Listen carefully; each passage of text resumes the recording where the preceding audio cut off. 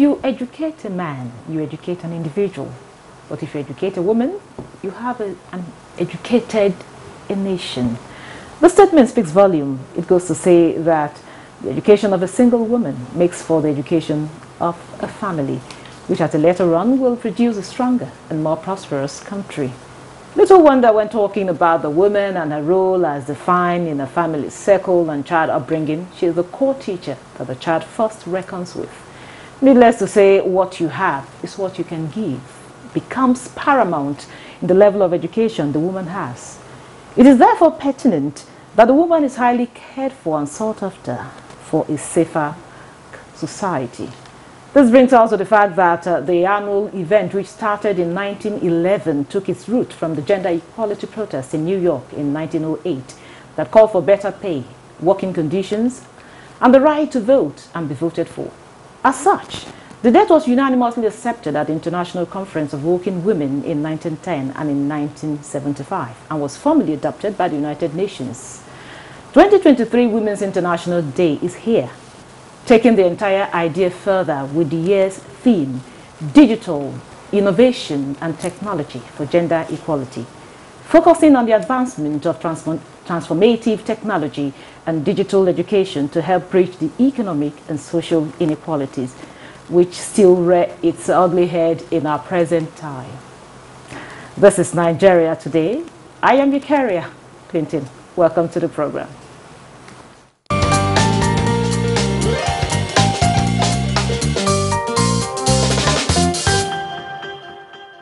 With me in the studio is Memunat Idula, founder and chief executive officer, the Memunat Single Mother and Child Initiative. Good to have you with us. Good evening.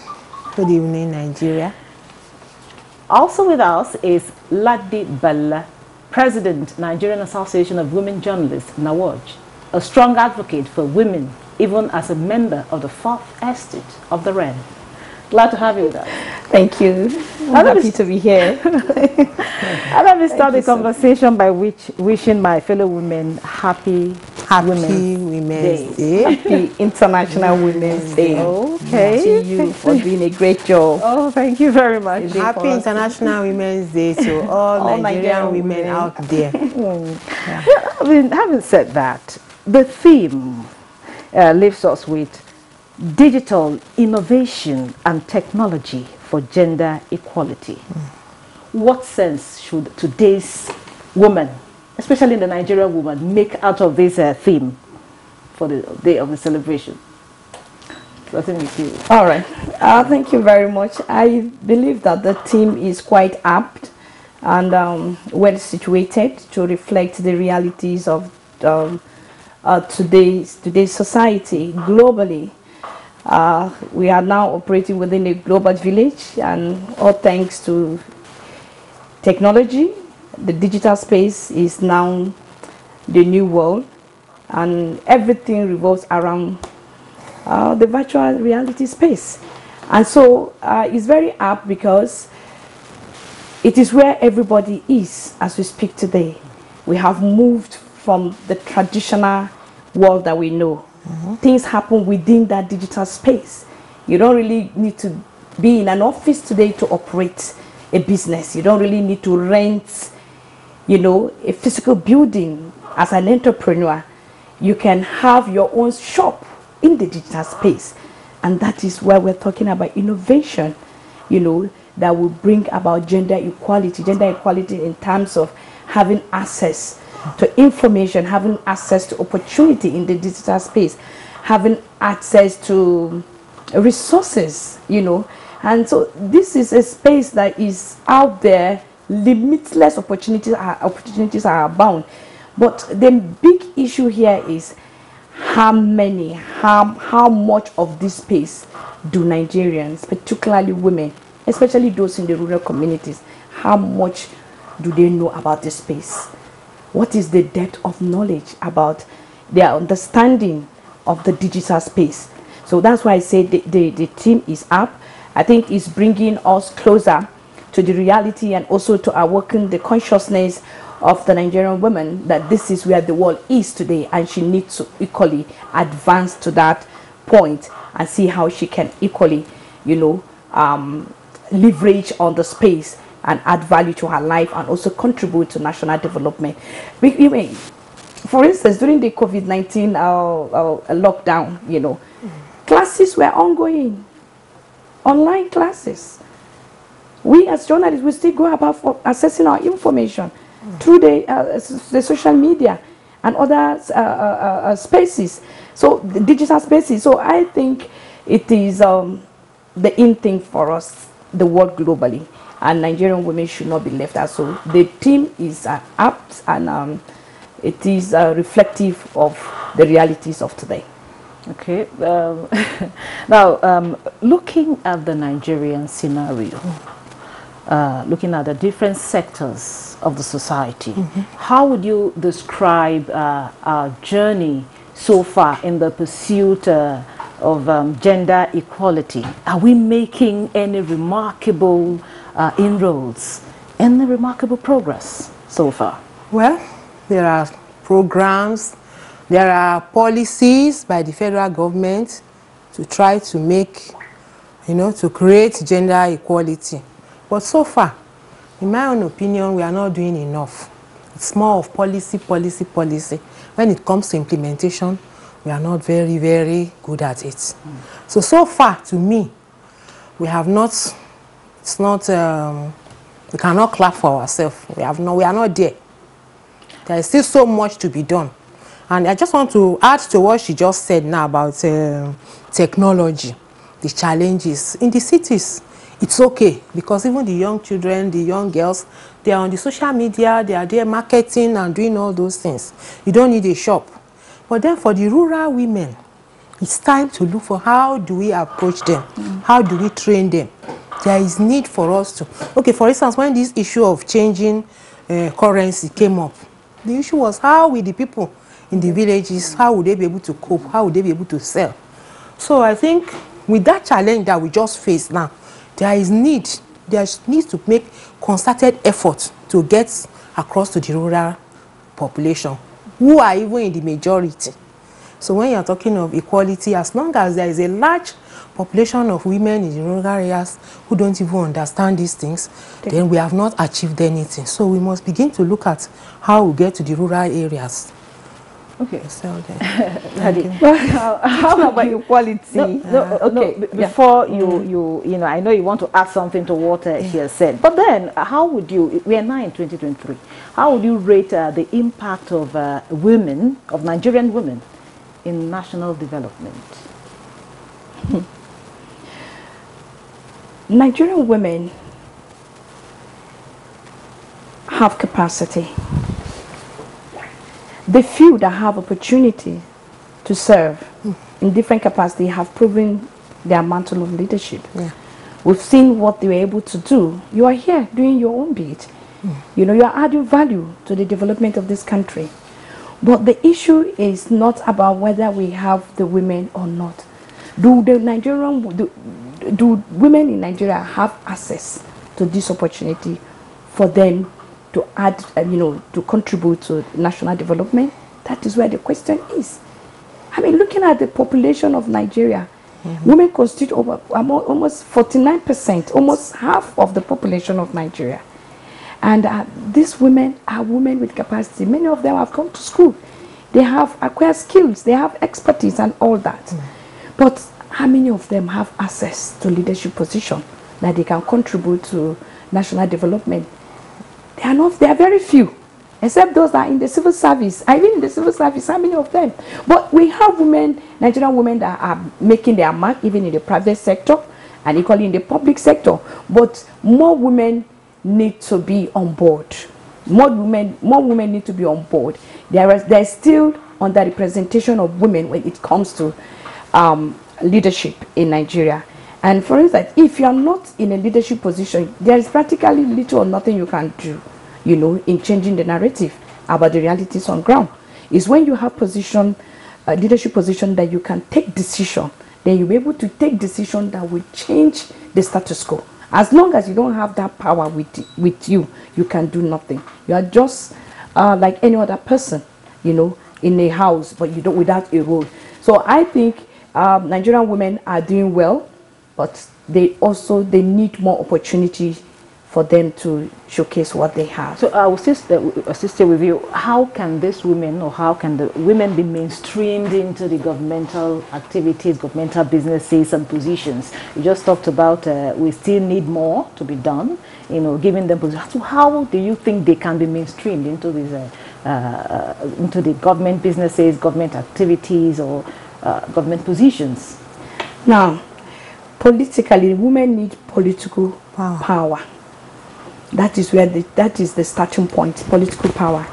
And it is sad, as we speak today, that we only have, in fact, in the next National Assembly, we're just going to have like only 3 senators as female, and then 18.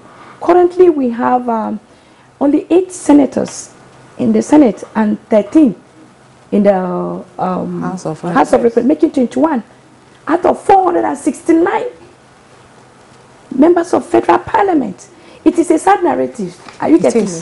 And so until women have political power in Nigeria, women will not be able to do much. And what are we saying? As we speak today, we can only demand that the 35% political appointive position be given to women in the next administration in Nigeria. That is the way to go. And this is actually captured in the National Gender Policy of 2006. That women should be part of governance, the process of governance at all levels. So we are hoping that the next administration will put that into consideration. We prioritize the issue of women. Once women are given, we have 35% of women in appointed position and 10% in ministerial position as minister. 10% of ministers should be women. Once we have that, then that is the starting point. Because one, economic power is what defines what office you occupy politically in Nigeria. The political terrain is such that it's highly capital intensive. So a woman that is just managing her life, where would she have the money, to contest election? Just in the last election primaries, you saw how much expression form was cost almost 100 million for a particular political party. How many Nigerian women can afford that? Even when political parties say, okay, for the women is free, it's not totally free. If you're able to purchase the form, how about engaging the delegates? That's another hurdle for the woman. That's another hurdle. And it's not about competence. That is the problem, is at the political parties. It's not about competence. It's about how much do you have in your pocket to lobby your delegates? And it is in, hundreds of thousands that they give to delegates. So at the end of the day, the person is the highest bidder that gets the delegates. And how many women have that financial muscles, to stand and contest election? Even the few that are able to scale through, if you discover they are from the smaller political parties. For the big political parties, how many women have scaled through? And then, are they going to make it at the election? We just finished the National Assembly election. How many of them succeeded? 18. Less than what we have currently. So, that is where, until there is, a deliberate effort from the political, at the party level, that insists that women should be allowed, to have certain percentage. That is why one of the bill that suffered, setback at the National Assembly, that even at the political party, 35% affirmative action should be implemented. When we have that, we have women in the structure of the parties, not just being given the position of woman leader. Let's have good number of women at the party structure, leadership of the political party. That is the starting point. Then women, and then the issue of money in politics should be brought to a minimal, to de-emphasize. Should be de-emphasized. Then women will not have their voices heard at the political party level. Thank you very much. Now, she raised an issue that the women, they don't have enough political offices, just like she rightly said. But again, she also mentioned earlier on that we have almost half of the population as women. Yeah. How well do we believe in ourselves as women? Do we vote ourselves? When a woman comes out to vote, do we? Because if we have our PVCs and say, okay, we want a woman there, we are going to vote a woman, eventually a woman will be there. So how well do we believe in ourselves? Yes, that's a very, very big question, and it's a reality actually. Yeah. It's a sad reality that the situation we have, women don't tend to believe in each other. In fact, women run each other down. It's like, oh, what can she offer? We start to talk of all sorts of things. So there is need for us as women to be ready to support each other if we want to get there. You know, it's a contest. We should be able to support each other. We may not have money. If we are able to win the confidence of other women, if women rally around each other and let them know, let us know that we need to get there for our life to be better, for our lives to be better, you know, transformed, then it will be easier. We can achieve it even without money. There must be concerted effort for us to educate each other, to begin to see each other as partners, not as rivals, because that's a major problem. You know, we women, we are always rivals to each other. And so that's what I can say about that. I personally, you know, I don't believe that women are the problems of themselves. The same problem that women have, the men do have the same problem. But I think what we need to do more is education. Women need to be educated.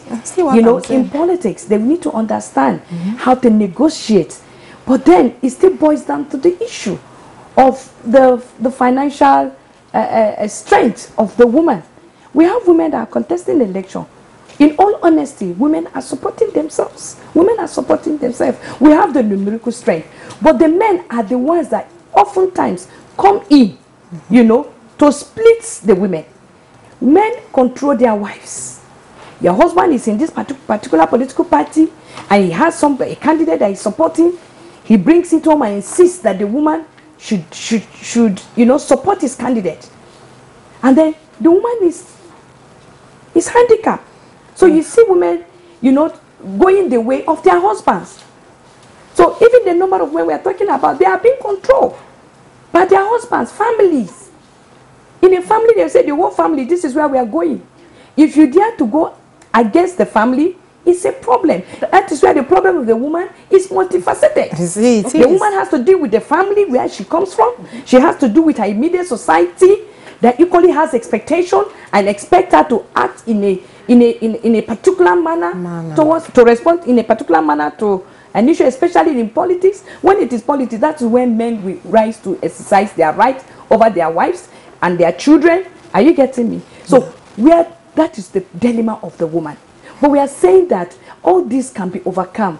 You know, we can overcome all this with education, and then there is the need for social orientation, social and cultural reorientation. Hold it there, Ladi. You know, as much as we talk about women equality, or gender equality rather, we also must deal with the fact that we have religious and cultural impediments. Yes. Now, how do we address these bottlenecks? You know, how do we address them in the face of in the face of trying, or in the quests of trying to achieve the gender equality? Advocacy, sensitization. There must be an increased sensitization and advocacy among women and equally the men, because the men, sincerely speaking, are the problem of the women, not the women themselves. I've explained myself that some of these cultural barriers, religious barriers, and again, in the religion aspect of it, most of the time they are not really true reflection of what the scriptures are saying. You know, but the men tend to define or explain some of these scriptures to suit their interests when it comes to politics. That you will not, that in some culture, the woman will not be even allowed to go out except the man gives her the permission to even step out to go and register in a political party. You know, so to me, I think we still need a lot of social and cultural reorientation. Men need to be told, they need to be sensitized on the importance of allowing their wives, their daughters, their sisters, their mothers, you know, to express themselves, you know, in a manner that suits their own interest, because they are adults. You must not force your opinion on me. I'm an adult. I want to add something. Okay. Yes, I wanted to before you add what you want to add. Now we are talking about innovation and technology for gender equality. How do we encourage women to, you know, to embrace this technology, innovations, and you know, encourage them in the sciences? I keep talking about this. In the cities, everything is okay. There is need to do this advocacy at the local level. Even the issues she's talking about, women not being able to come out to talk and all this. If you sensitize women, remember there were women in the 18th century. There were women leaders. Queen Amina, you know. Remember the popular About Women riot. Those were women that gathered themselves and they were able to mobilize themselves to do something. They had husbands who could not stop them from doing what they wanted to do. Do you understand? So I still believe if we sensitize women, let them know what they are missing by not supporting each other. Sensitize them on the need for them to come out and vote for each other. After all, it's secret ballots. You come out and vote. Your husband will not know who you voted for. He can tell you vote for Mr. Shehu. But when you get there, if you are sensitized enough, you know what you want. You go there and vote for Amina because you know Amina is going to touch you as a woman. So we cannot always look at it and say, oh, it is the men that are not aligning us. We ourselves have not realized that we need to support each other. So how can you do that without it looking as if you're being rebellious? It's not a matter of rebellion now. It's not going to be a matter of rebellion. Women, you know, we are so smart too. We have this local intelligence. Yoruba people, we call it ete. Honestly, if you want women, I don't know if you are Yoruba. Yoruba viewers will understand what I'm saying. Women are crafty if they want to catch their husband. If they want to turn his senses to their own advantage, honestly, they will do it. They will do it. We have had great women leaders, historical great women. They had husbands, they had men in their society, but they were still able to achieve what they want to achieve. Yes, that's my opinion. So, Daddy, what would be your message to the women today that we're celebrating International Day? We should support each other. I think what we need to do, government and civil society organization and all critical stakeholders, we equally need to collectively and in an individual space of influence to see how we can increase digital skills, you know, among women and young girls in our society is very important. Now, the smartphone does a lot. The woman in the city and even the girl already has access. But our concentration, we need to equally. They need to understand the working of this space. It's very important. I'm happy that Nita, you know, is doing a great job in that regard. But I think it's something that every one of us needs to also embrace, you know. Involved. So I think it's the education, digital skills, and then technology. This will help. Thank you. And that was a message to the women. Yes, my message to the women is solidarity. Let us join hands to achieve. Nobody will give you on a platter of gold. The men will never give it to you. They always feel threatened. And with apologies, but they will not give it to you. You have to look for it. Even when you come to talk of election, already some parties will say you are not paying for the form. But there are other things they do that prevents the women from achieving it. So the women there should be concerted effort that we want to achieve this. Then we'll go for it. Commitment. Thank you very much. We cannot get it on a platter of gold. The gender equality, we need concerted effort. Yeah. And that's it on Nigeria today. But before we go, we want to thank our guest, Memunat Idullah, Founder, Chief Executive Officer, the Memuna Single Mother and Child Initiative. Thank you very much. Thank you very much. Thank you. And also Lade Bala, President, Nigerian Association of Women Journalists, NAWOJ. We appreciate you. Thank you so much. Hope to see you next time. Thank you.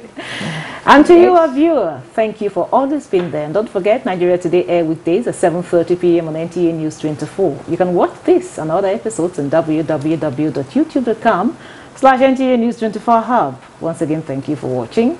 I am your carrier, Clinton. Goodbye.